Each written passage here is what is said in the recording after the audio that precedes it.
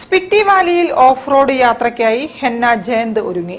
ഹിമാചൽ പ്രദേശിലെ ഷിംലയിലേക്ക് മഞ്ഞിലൂടെ 10 ദിവസമാണ് സാഹസിക യാത്ര നടത്തുന്നത്.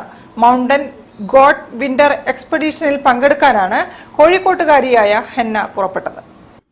സ്പിറ്റി വാലിയിലെ മഞ്ഞുമൂടിയ വഴികളിലൂടെ ഓഫ് റോഡ് യാത്രയ്ക്കായി കോഴിക്കോട്ടുകാരി പുറപ്പെട്ടു. ഹിമാചൽ പ്രദേശിലെ സ്പിറ്റി വാലി വരെ ഒറ്റയ്ക്ക് മാരുതി സുസുക്കി ജിംനി കാർ ഓടിച്ചു പോകുന്നത് കോഴിക്കോട് മൂന്നാലിംഗൽ സ്വദേശിയായ ഹെന്ന ജയന്താണ്. ഗുജറാത്ത് വംശജനായ ആർ ജയന്ത്കുമാറിന്റെയും മുൻ കൗൺസിലർ ഹൻസ ജയന്തിന്റെയും മകളാണ് ഹെന്ന.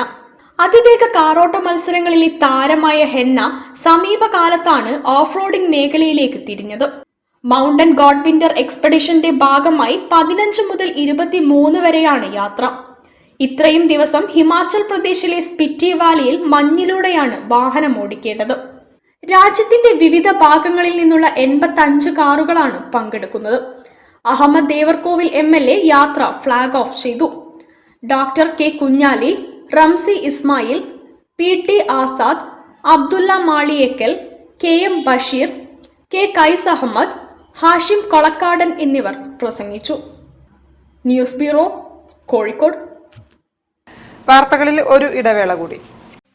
ക്യാൻസറിനെതിരെ പൊരുതാനായി കാലിക്കറ്റ് സിറ്റി സർവീസ് സഹകരണ ബാങ്കും MVR ക്യാൻസർ സെന്ററും സംയുക്തമായി അവതരിപ്പിക്കുന്ന ക്യാൻസർ ചികിത്സാ സഹായ പദ്ധതിയാണ് മാസ് കെയർ.